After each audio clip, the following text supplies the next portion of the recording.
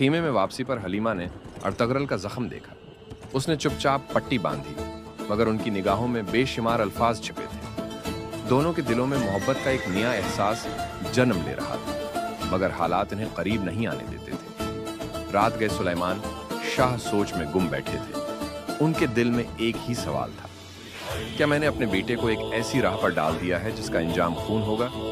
सुबह की पहली रोशनी के साथ ही कबीले में शोर मच गया। दुश्मन का कासिद पहुंचा। वो सुलेमान शाह से पैगाम लाया, अगर तुमने सल्जूकी शहजादी को वापस न किया तो तुम्हारा कबीला मिट जाएगा। ये सुनकर सुलेमान शाह खामोश हो गए, मगर उनकी आंखों में आग जल रही थी। दूसरी तरफ इर्तगरल खेमे के बाहर खड़ा सोच रहा था, क्या इंसाफ के रास्ते पर चलना हमेशा इतना मुश्किल होता है? इसी वक्त तौरगत, अल्प, पामसी और दोगान दुश्मन के कैंप का पता लगाने लगे।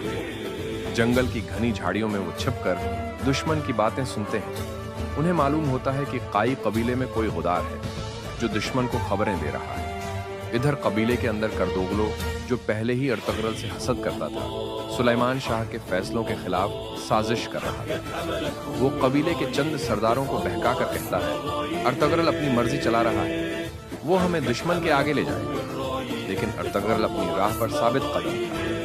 वो अपने वालिद के सामने आया और बोला, बाबा, अगर हम खौफ से सच छोड़ दें तो ये काई नहीं बज़दिली कहलाएगी।